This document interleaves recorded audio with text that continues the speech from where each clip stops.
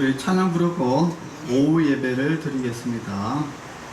예수 사랑하심을 563장 찬양 부르겠습니다.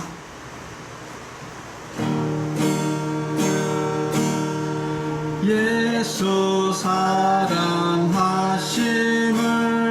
성경에서 배웠네. 우리들은 약하나 예수 근세만 도다. 날 사랑하심, 날 사랑하심, 날 사랑하심 성경에서였네. 나를 사랑하시고 나의 죄를 다 씻어 하늘 문을 여시고 들어가게 하시네. 날 사랑하시, 날 사랑하시, 날 사랑하시 성경에 쓰였네. 내가 연약할수록 더욱 기이 여기서 높은 보좌 위에서 낮은 나를 보시네. 날 사랑하신, 날 사랑하신, 날 사랑하신 성경에 쓰였네. 세상 사는 동안에 나와 함께 하시고 세상 떠나가는 날 천국 가게 하소서. 날 사랑하신, 날 사랑하신, 날 사랑하신 성경에 쓰였네.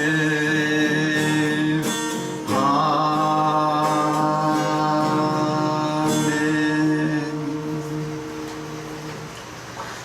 오후 예배를 하나님께 드리겠습니다. 기도하겠습니다. 하나님 아버지 감사합니다. 오늘도 오후에 한자리에 모여서 하나님께 예배를 드립니다. 우리를 이 귀한 자리에 불러주시고 우리를 또 하나님께 예배 드릴 수 있도록 우리를 인도해 주심에 감사드리면서 또 하나님께 경배와 찬양과 영광을 돌립니다. 우리 예배를 주님께서 기쁘게 받아주시고 또 함께한 우리 모든 성도들 위해 하나님께서 복의 복을 더하여 주시기를 간절히 원합니다. 하나님께 영광을 돌릴 때에 성령이 함께 하시고 온 예배를 온전한 하나님께 영광 돌리는 귀한 예배가 될 수 있도록 주님께서 주관하여 주시옵소서. 예수님의 이름으로 기도합니다. 아멘. 네, 진정 사모하는 찬양 드리겠습니다. 내 진정 사모하는 친구가 되시는 구주 예수님은 아름다워라. 산 밑에 백합하여 빛나는 새벽별 주님 영원할 길 아주 없도다. 내 마음이 아플 적에 큰 위로 되시며 나 외로울 때 좋은 친구라. 주는 저 산 밑에 백합 빛나는 새벽별 이 땅 위에 비길 것이 없도다. 내 맘의 모든 염려 이 세상 고락도 주님 항상 같이 하여 주시고 시험을 당할 때에 악마의 계교를 즉시 물리치사 나를 지키네.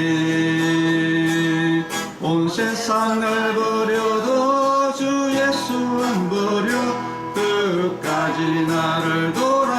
것이니 주는 젖산 밑에 백합 빛나는 새벽별 이 땅 위에 비길 것이 없도다.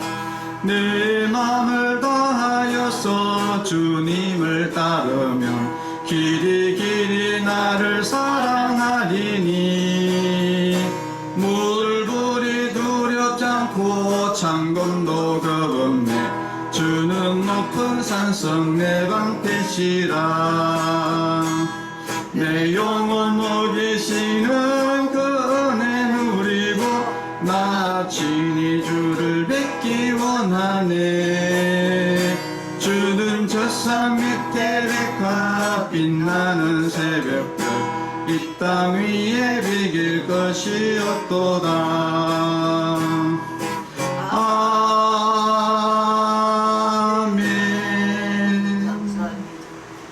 네, 기도하겠습니다.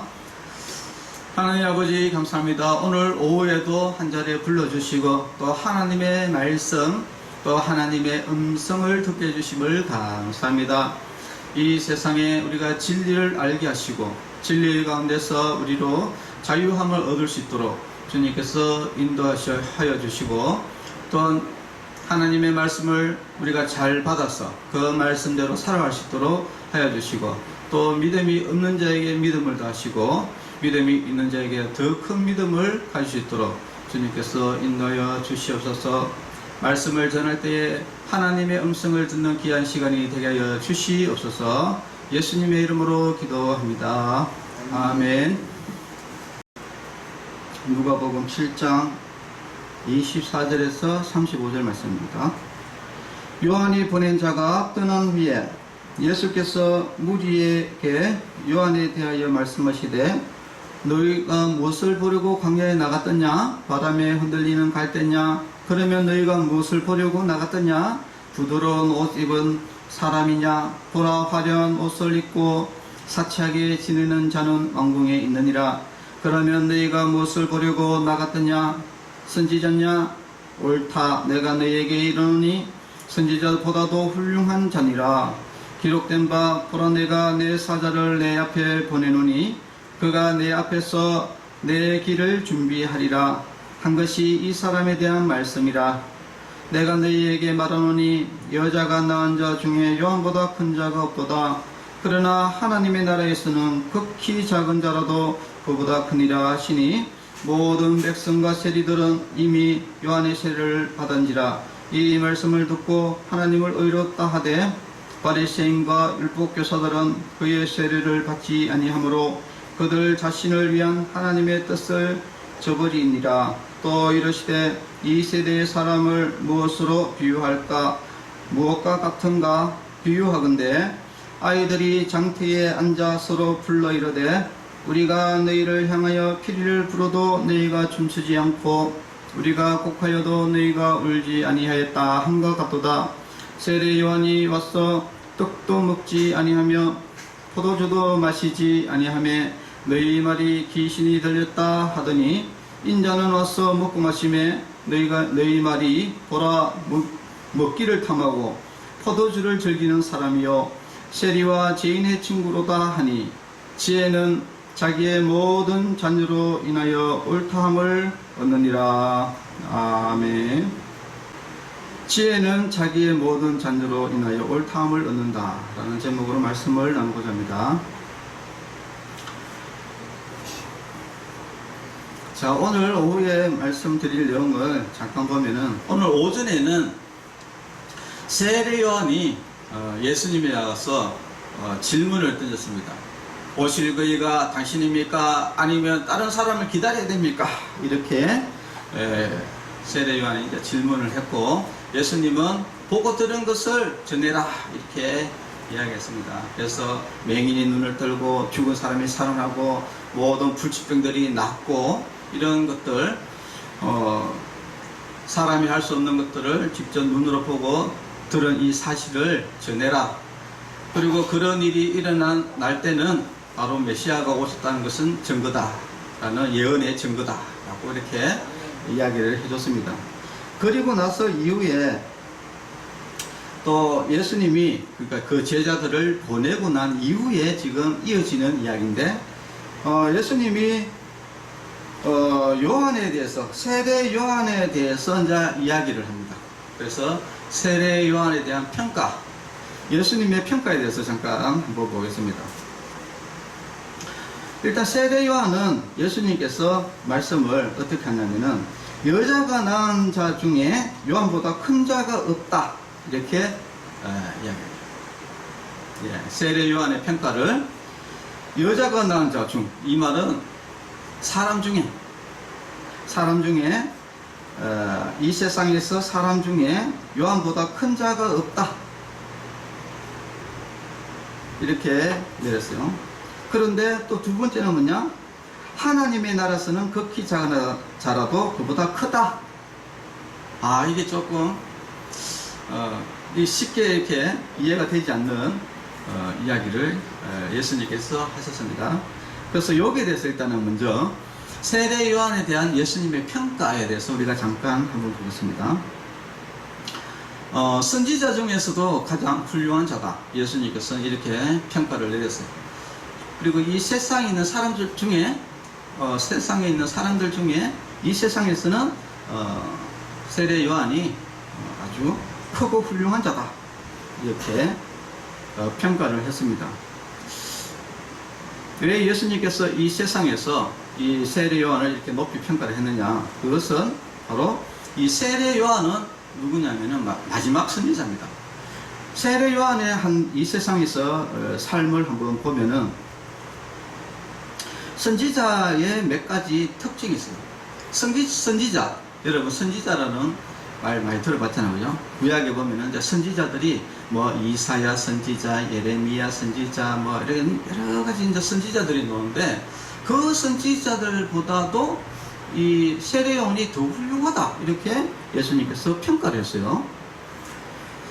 왜 이렇게 평가를 했느냐, 우리가 그 선지자의 역할을 통해서 우리가 보면은 왜 세례 요한이 또 선지자들 중에서도 제일 훌륭했다라는 것을 알 수 있냐면은, 첫 번째 선지자의 가장 큰 역할은 뭐냐면은 바로 하나님의 말씀을 선포하는 데 있습니다. 자기의 말을 선포하는 것이 아니라 하나님의 말씀을 대언해 가지고 그대로 이제 선포하는 것인데, 세례 요한은 그 하나님의 말씀을 선포했습니다. 회개하라 천국이 가까웠다 이렇게 하나님의 말씀을 이제 선포했고, 또 선지자의 역할 또 한 가지 뭐냐면은 백성들의 죄를 책망하고 바른 길로 갈 수 있도록 인도하는 역할이 또 선지자의 역할입니다. 이 세례 요한은 그 당시에 여러분 헤롯 왕이 있었는데, 이 헤롯 왕이 유대 왕이었는데 엄청 악한 왕이었었어요. 이 헤롯이 한 날은 어떤 악한 짓을 했냐면은, 이복 동생 중에 빌립이라는 이복 동생이 있었는데, 이 동생의 아내가 헤로디아라는 아내가 있었어요. 그런데 이 아내를 빌립의 아내, 그러니까 이복 동생의 아내 헤로디아를 이혼시키고 자기 아내로 맞아들였어요. 그러면 원래 자기 아내가 있을 거 아니에요. 자기 아내가 20년 동안 살았는데 자기 전처를 버리고 그 남의 아내를 강제로 빼앗아 가지고 그래가지고 이제 결혼을 한 거예요. 그러니까 이게 뭐 얼마나 나쁜 사람입니까? 그래서 이것을 가지고 세례 요한이 헤롯 왕을 책망을 했어요. 헤롯을 책망하고, 그러니까 헤롯이 가만두겠습니까? 그래가지고 감옥에 가두게 되는 거예요. 그리고 나서 이 헤로디아가 너무나 화가 나가지고 결국은 이 헤롯을 죽이게 됩니다. 어떻든 간에 이 세례 요한은 백성들의 죄, 왕이라도 그 죄를 책망할 정도로 강했고, 그리고 이 바리새인들과 서기관들, 그 당시에 이 종교 지도자들도 이 세례 요한은 책망을 했어요. 이 마귀의 자식들아, 이 지옥할 자식들 하면서 독사의 자식들아 이렇게 하면서 막 비방할 정도로 그렇게 했던 사람이 바로 이 세례 요한입니다. 그래서 누구보다도 이 선지자의 역할을 책임을 잘 철저하게 담당했던 사람이었고, 또 한 가지는 이 세례 요한은 누구보다도 이 선지자의 역할에 충실했던 사람입니다.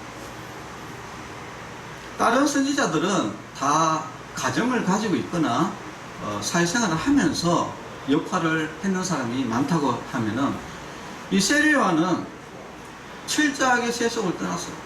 원래 세례 요한은 그 집안 자체가 제사장 가정이라서 잘 살았습니다. 잘 사는 거 있었지만은 그럼에도 불구하고 그 집을 떠나가지고 광야에서 살았어요. 그래서 광야에서 살면서 그 성경에 보면은 광야에 외치는 소리가 있다라고 성경에 구절이 나옵니다. 그래서 세례 요한은 그 하나님의 그 말씀에 충실하기 위해서 좋은 과정을 내려버려다 두고 광야로 나와가지고 거기에서 그냥 광야에서 나는 메뚜기와 그 자연산 꿀 있잖아요, 석청, 이런 것들을 먹으면서 굉장히 힘들게 살았어요. 그리고 옷도 낙타토로서 입고, 낙타토롯은 주로 이 선지자들이 그 가끔씩 입는데, 그 왜 어떤 의미에서 가끔씩 입느냐면은 이 낙타 가죽이잖아요. 낙타를 죽여야지 낙타 가죽이 생기지 않습니까? 그래서 이 백성들의 그 죄를 너희들 죄를 봐라, 이런 의미에서 회개시키기 위해서 이렇게 옷을 이렇게 입는 하나의 어떤 그 가르치기 위한 의도로서 그런 옷을 입었어요. 또 그런 것도 있지만은 또 광야에서는 옷이 없으니까 그냥 그것을 오래 입을 수 있어요. 가죽 옷이기 때문에. 그래서 주로 낙타토롯은 주로 가난한 사람들이 주로 입었는데, 이 세례 요한은 스스로 높은 자리에 있을 수도 있지만 낮은 자리에서 와서 검소하게 살면서 충실하게 하나님의 말씀대로 살려고 노력했던 사람이고, 그리고 누구보다도 하나님의 말씀에 충실하게 사명을 감당했던 사람이었습니다. 그리고 예수님이 왔을 때도 요한복음 1장 34절에 보면은 내가 보고 그가 하나님의 아들심을 증언하노라 라고 모든 사람들 가운데 예수님을 바로 하나님의 아들이시다 라고 증언을 했고, 그리고 또 막 예수님이 막 인기가 있기 시작하니까 요한의 제자들이 예수님에게 막 갔어요. 그 요한의 제자들 중에 누가 있었냐면은 바로 여러분 잘 아는 예수님 제자 안드레가 있어요. 안드레. 이 안드레도 그 예수님이 막 하니까 요한의 제자들이 있다가 이제 예수님 제자로 가버렸거든요. 그랬을 때 보통 일반 사람들은 어떠니까 내 제자가 저쪽에 다른 사람한테 제자로 가면은 왜 남의 제자를 빼뜨려 가느냐 이렇게 이야기할 수 있지만은 세례 요한은 뭐라고 이야기했습니까? 그는 흥하여야 되겠고 자꾸 흥해야 되고 나는 쇠하여야 되리라. 자꾸 망해야 된다는 거예요.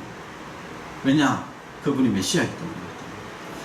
그래서 철저하게 이렇게 하나님의 사명을, 선지자로서의 사명을 잘 감당했던 사람이 바로 세례 요한이었다는 겁니다. 그렇기 때문에 이제 예수님께서는 이 세례 요한을 여자가 낳은 자 중에 요한보다 큰 자가 없고, 그리고 선지자 중에 가장 훌륭한 자다, 이렇게 이야기를 했습니다.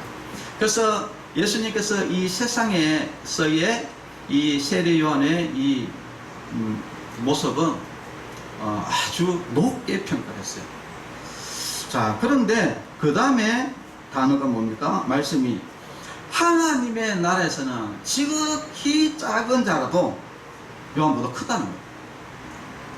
아니 이 땅에서는 뭐 온통 이 세상에 가장 크다고 이야기를 했는데, 하늘나라 천국에서는 오히려 가장 작은 자다, 이렇게 평을 했습니다.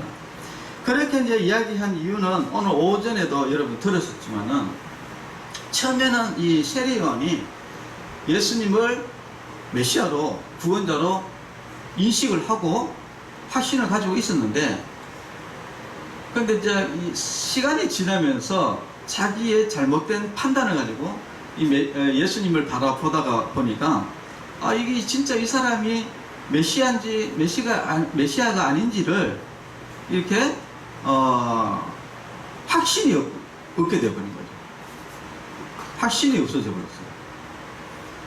그런데 예수님께서 보고 들은 것을 말해라, 제자들에게, 요한의 제자들에게 이야기해서, 그래서 요한이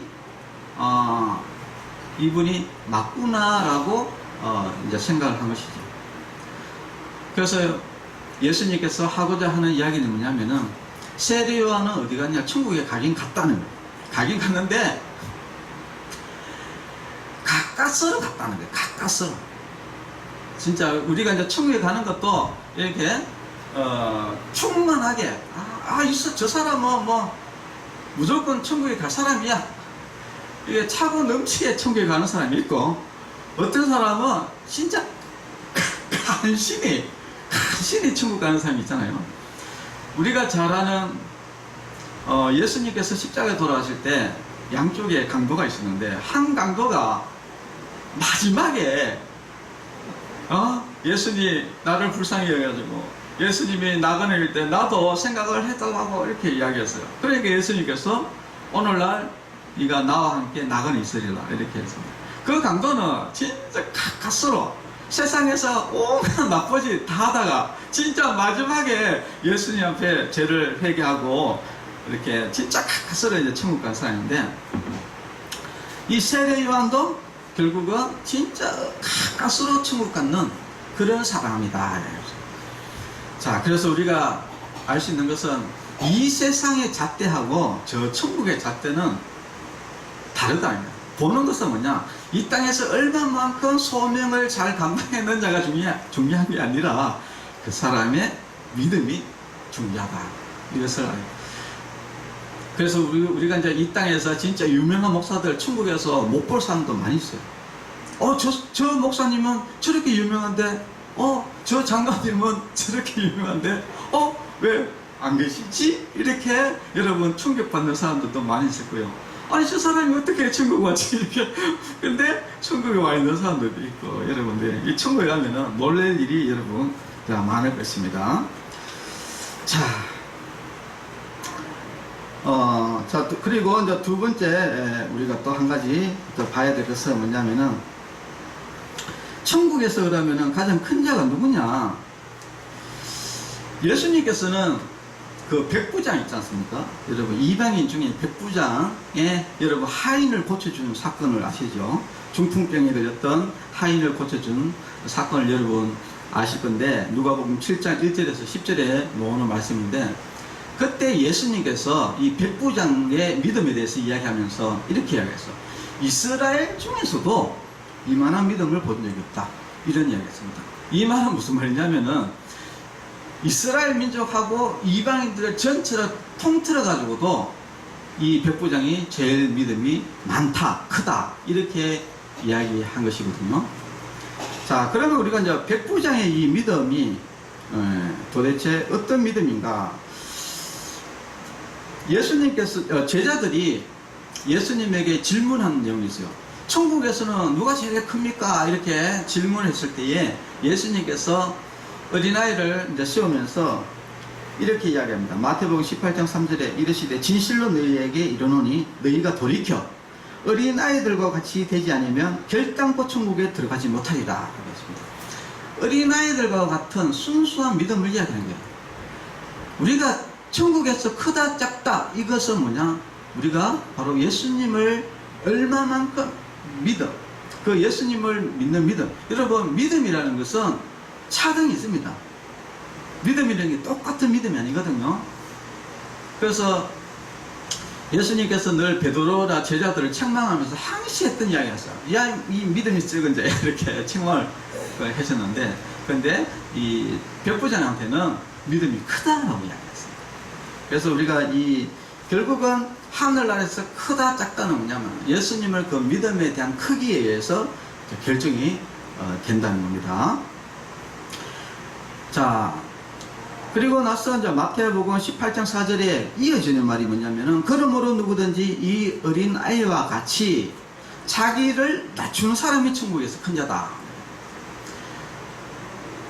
여기서 자기를 낮춘다는 것은 물론 우리가 겸손한 사람을 이야기를 합니다. 겸손한 사람.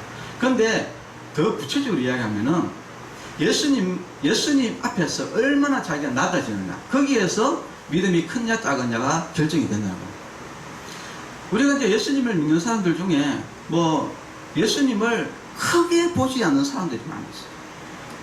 어떤 사람은 삐등삐등하게 보는 사람도 있고, 어떤 사람은 자기보다 조금 낮게 여기는 사람도 있고, 조금 높게 여기는 사람도 있고, 이런 사람들은 믿음이 없는 사람들이에요. 믿음이 있는 사람들은 굉장히 예수님을 얼마나 높이 보느냐, 여기에서 믿음이 결정된다는 겁니다. 그러면 이 백부장은 어떠냐? 백부장의 믿음을 잠깐 보면은요, 누가복음 7장 7절에 백부장이 이렇게 이야기합니다. 내가 주께 나아가기도 감당하지 못할 줄을 내가 알았습니다. 그러니까 예수님에게 나아가는 것 자체도 진짜 감당이 안 된다. 그리고 말씀하십시오. 말씀해서 내 하인이 낫게 하소서, 이렇게 이야기합니다. 이 백부장은 이 예수님을 보기를 어떻게 보냐면 진짜 그 로마의 높은 황제, 가장 높으신 그 황제보다 더 높은 분으로 보는 거예요. 그러니까 굉장히 예수님을 높게 보는 거죠. 그리고 또 한 가지는 뭐냐면 누가복음 7장 8절에 또 이런 이야기합니다. 나도 남의 수하에 든 사람이요 내 아래에도 병사가 있으니 이더러 가라 하면 가고 저더러 오라 하면 오고 내 종대로 이것을 하라 하면 하나이다 라고 이래요. 그러니까 자기가 이제 종과 이 쫄따구가 같다는 거예요. 그 예수님은 나의 주인이고 나의 대장이고 나는 그게 쫄따구고 나는 하인이다. 그래서 이거 하라면 그냥 이거 하고 저거 하면 저렇게 하는 그런 심부름하는 그런 미천한 종과 같은 존재다. 이렇게 고백을 한 겁니다. 그러니까 이게 이 백부장의 이 믿음은 예수님을 엄청 진짜 나의 주인 그리고 나의 왕, 나의 하나님으로 높이 보기 때문에 그래서 믿음이 있는 거예요. 그런데 비해서 세례 요한은 어떠냐? 당신이 구원자인지 잘 모르겠다는 거예요. 모르겠다는 겁니다. 잘. 그러니까 이거는 뭐 진짜 예수님을 나의 주, 나의 하나님 뭐 이게 아니라 이런 내하고 똑같은 사람 아닌가? 이런 개념인 것이죠. 그러니까 믿음이 낮은 거예요. 자, 그래서 우리는 예수님을 어떻게 바라보느냐? 여러분의 거기에서 믿음이 결정이 된다라는 것을 여러분들이 아시기를 바랍니다. 자, 그리고 또 한 가지 이제 뒤에 이어지는 내용이 뭐냐면은 이 세대에 대한 바리새인과 율법 교사들을 하나님께서 비판을 하면서 이 세대 사람을 어떻게 비유할까 이렇게 이야기를 합니다. 이 바리새인들과 이 서기관과 같은 이 악한 세대, 이 세대를 어떻게 표현할까 하면서 비유를 이야기하는데 그 비유의 내용을 보면은 아이들이 이제 그 장터에서 이제 재밌게 놉니다. 노는데 어떤 놀이를 하냐면은 피리를 불면은 저쪽 피리는 춤을 추고, 이런 놀이가 있는가 봐요. 이스라엘에. 그래서 피리를 불면은 춤을 추고, 그 다음에 애곡을 하면은, 곡을 하면은 따라 울고 하는 이런 놀이가 있는가 봐요. 그런데 뭐냐면은 피리를 불어도 춤을 추지 않고 곡을 해도 울지 아니한 것 같다라고 이렇게 이야기를 합니다. 자, 우리가 한 가지 조금 봐야 될 것은 뭐냐면은 지금 이 세대가 그렇다는 거. 여기 이제 피리를 분다. 이것이 무엇을 뜻할까요? 피리를 언제 붑니까? 피리는 주로 우리가 음악이나 이런 흥경을 뭐랍니까? 잔치할 때, 잔치. 예. 잔치, 풍하고 울려라. 먹고 마시라 하면서 잔치를 할 때 주로 피리를 보는 거야. 피리를 불고 노래하면 우리가 막 춤추고 아이고 이렇게 즐겁게 우리가 앉아 잔치를 벌이잖아요. 그죠? 그래서 이것을 천국 잔치로 이렇게 봅니다. 그래서 피리 보는 것은 예수님께서 뭡니까? 복음을 전하면은 거기에 사람들이 예수님을 믿고 천국 잔치에 참여하는 것 같은 그런 것들을 이 피리를 분다 이렇게 이야기하는 거야. 그럼 이제 곡하는 건 뭐냐? 아이고 이제 망했다는 거예요. 너희들이 심판을 받을 것이다. 예수님께서 말씀할 때 좀 더 울고불고 우리 회개합니다. 예수님께 돌아옵니다 하면서 울고불고 하는 이런 모습. 그래서 이것은 뭐냐면은 예수님께서 복음을, 기쁜 소식, 복음을 전해도 뭐다? 무관심하다는 거예요. 이 세대가 그런 세대다. 이 이야기를 비유로 하는 겁니다. 그래서 예수님께서는 천국과 지옥에 대한 이야기들도 하고, 여러 가지, 하나님의 말씀, 복음을 전하는데, 그런데 이 바리새인들과 서기관들은 이 복음을 듣지 않고 뭘 하느냐? 여기 성경에 보면 이런 겁니다. 마태복음 12장 14절에 보면은 바리새인들이 나가서 어떻게 하여 예수를 죽일고 이런 의논하거늘 이러거든요. 그러니까 예수님께서는 예수님을 통해서 예수님이 십자가에 돌아가심을 통해서 예수님을 믿으면 제사를 받고 구원을 받는다. 이것이 여러분들에게 기쁜 소식이다라고 복음을 기쁜 소식을 전하는데 이 바리새인들의 서기관들은 뭐 한다고? 어떻게 하면 예수를 죽이고 이런 분위기를 하고 있다는 거예요. 또 바리새인들이 어떻게 하냐면은 마태복음 12장 13절에 보면은 저희가 예수의 말씀을 책 잡으려고 고속거리 잡고 책 잡고 고속거리 잡고 뭐 이런 걸 뭐 하는 것이지 예수님 복음을 들으려고 하지 않는다는 겁니다. 자, 그래서 이제 그 이어지는 34절에 보면은 33절에 보면은 세례 요한이 와서 떡도 먹지 아니하며 포도주도 마시지 아니하며 너희 말이 귀신이 들렸다 하더니 이렇게. 세례 요한은 여러분 음식을 떡도 먹지 않고 포도주도 마시지 않았어요. 오직 광야에 나가지고 메뚜기 잡아먹고 석청 그 사막에서 나는 그 자연산 그 꿀 먹고 이랬어요. 이러니까 사람들이 그 바리새인들과 그리고 이 하나님을 대적하는 이 유대인들이 어떻게 이야기했냐면은 야 세례 요한 보고 귀신들 샀다 이렇게 얘기한 거예요. 예. 그러니까 음식 안 먹고 있으니까 그것을 책 잡아가지고 귀신 들렸다 이렇게 했어요. 그리고 이제 인자가 뒤에 인자가 와서 먹고 마시면 그러니까 예수님이 와가지고 예수님은 이제 광야에 와가지고 이제 먹고 마시니까 또 뭐라고 이야기하냐면 이렇게 이야기해요. 먹기를 탐하고 포도주를 즐기는 사람이요 세리와 죄인의 친구로다 이렇게 또 이야기합니다. 그러니까 먹으면은 먹는다고 비판하고 안 먹으면 안 먹는다고 비판하고 이런 모습이 결국은 바로 이 악한 세대의 모습이다 하는 겁니다. 여러분 우리가 지금 이 시대에 보면은 이 안티 기독교 해가지고 반기독교 이런 게 있고 또 종교 비판 자유 실천연대 반기독교 시민 운동연합 여러분 이런 카페가 있는데 여기는 뭐 무조건 기독교 비판하고 욕하는 이런 게 있어요. 그래가지고 거기는 뭐냐면은 기독교를 개독교 이렇게 이야기하고 그 다음에 목사를 먹사 이렇게 그래서 어떤 거니까 기독교를 그게 사실이고 뭐고 별로 이제 중요한 거 아니에요. 무조건 기독교가 싫은 거예요. 예수님 싫고 기독교가 싫고 지금 이거를 보면은 우리가 이렇게 다 보면은 지금 현 정권도 이렇게 보면은 똑같아요. 여러분 우리가 윤석열 대통령이 지금 있지 않습니까, 그죠? 그런데 여기 또 좌파 단체들이 있고 이 좌파 단체들은 윤석열이 정치가 잘하거나 못하거나 그런 거 상관이 없어요. 무조건 탄핵. 여러분, 보면은, 무조건 탄핵이잖아요. 그죠? 윤석열 대통령이 뭘 하든 상관이 없어요. 그냥, 그러듯이 지금 예수님이 바리새인들과 서기관들, 그리고 유대인들은 뭐냐면, 예수님이 병자를 고쳐서 선한 일을 하든, 어떻든 간에 그런 거 상관이 없어요. 무조건 어떻게 하면 죽일 거, 이런 거, 어떻게 하면 고발해가지고 죽일 거, 이런 생각밖에 안 가는 거야. 이것이 바로 이 세대와 같다라는 이야기예요.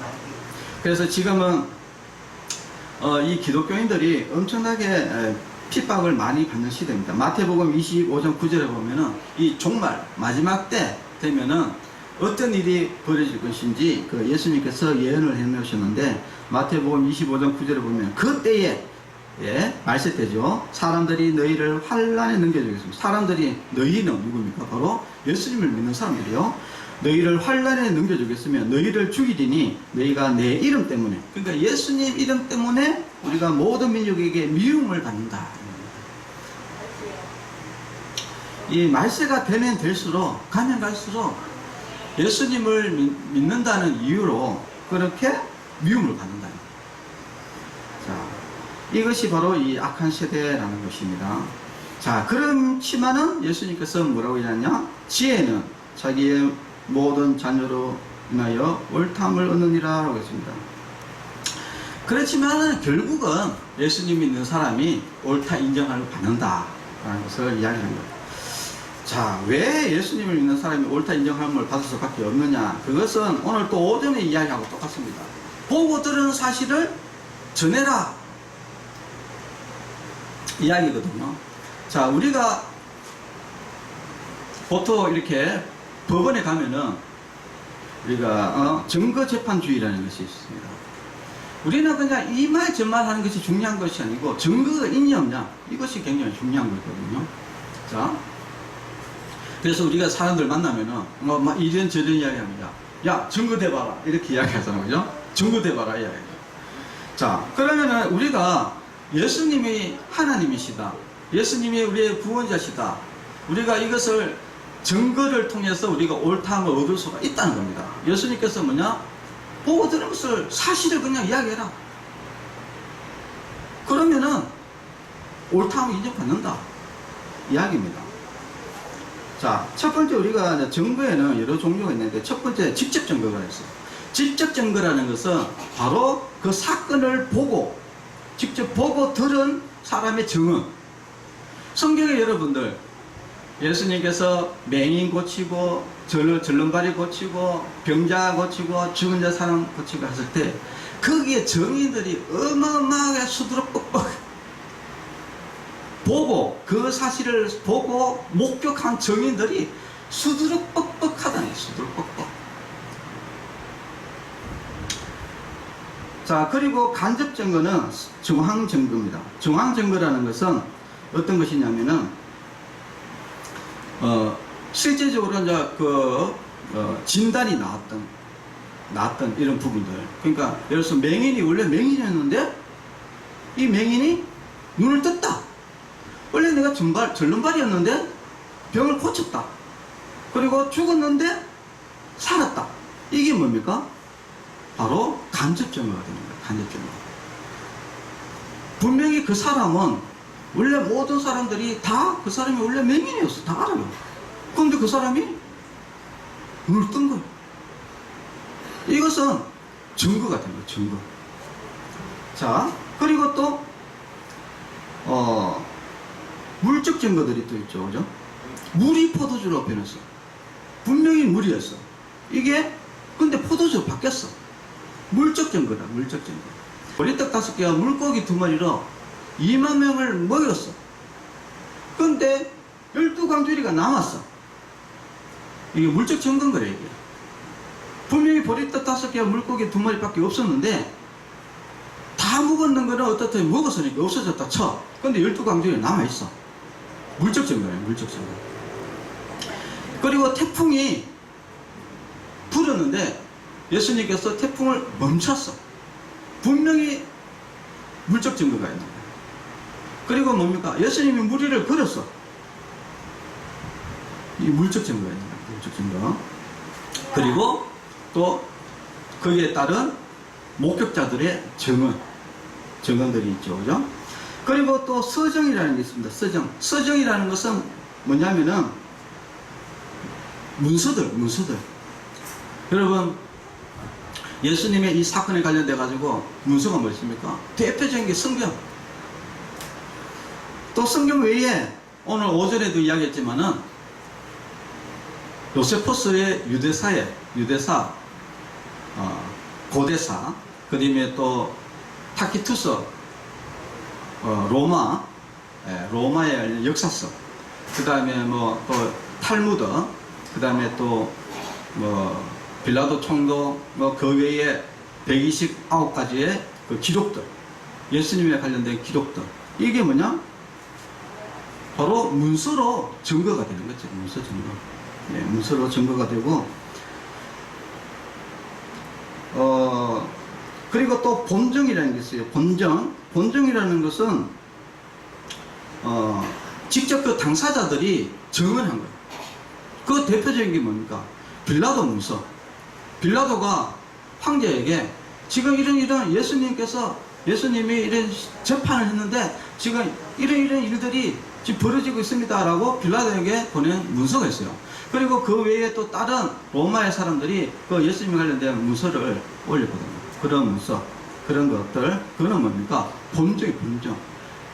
직접 보고 그것을 쓴 것이죠. 그리고 예수님의 제자들이 성경을 기록했잖아요. 이게 본정. 그러니까 직접적인 그 사람이 그 보고 기록을 한 거죠. 본정. 자, 이런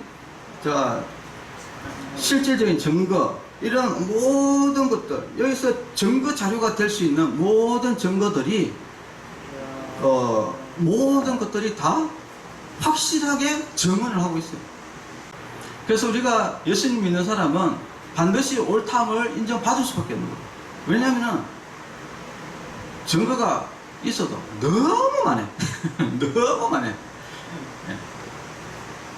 그래서 우리는 예수님 믿는 사람 절대 여러분 내가 예수님 믿다가 또 나중에 또 뭐 잘못돼가지고 근데 뭐 또 괜히 또 뭐 천국과 지옥이 없고 이러면은 괜히 망신만 당하는 거 아니냐. 절대 그런 생각하지 마세요. 이만큼 증거가 많아요. 더 이상 우리가 여러분들 괜히 뭐 이상하게 우리가 흔들릴 이유가 없는 거예요. 왜냐하면 증거가 명확하기 때문에.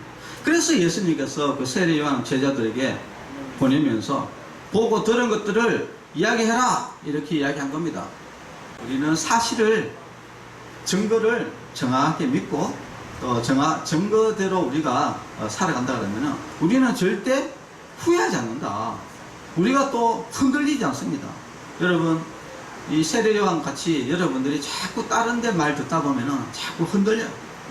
우리는 그냥 예수님의 말씀, 그 사실만 가지고 여러분들이 가면은 여러분들 흔들리지 않습니까? 왜 흔들립니까? 사실인데. 증거가 수두룩-뻑뻑한데 왜 흔들리냐고요. 여러분 절대 흔들리지 마세요. 예수님이 천국과 지옥이 있다고 했습니다. 심판이 있다고 했어요. 반드시 심판이 있습니다. 여러분 절대 흔들리지 말고 예수님 안 믿으면 누구든지 예수님 안 믿으면 무조건 지옥 가는 거예요. 이것이 명백한 사실입니다.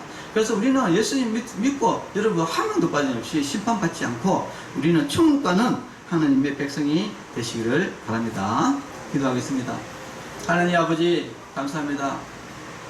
예수님이 나의 주 나의 하나님이란 사실은 증거가 많고 확실합니다.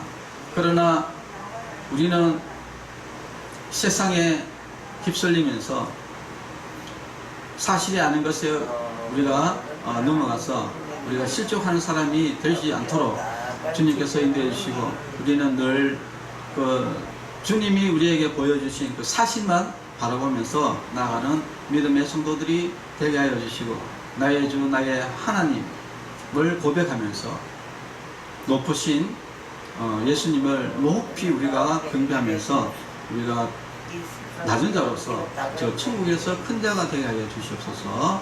예수님의 이름으로 기도합니다. 아멘. 광고 드릴 건데요.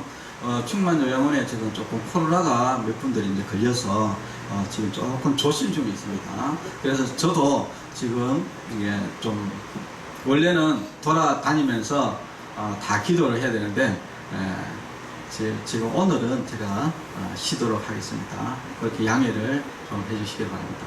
우리 축도로 예배를 마치겠습니다. 이제는 우리 주 예수 그리스도의 은혜와 하나님의 사랑과 성령님의 교통하심이 성도들의 머리 위에와 가정과 자녀들 위에 이제로부터 영원토록 함께 있을지어다. 아멘. 네, 감사합니다.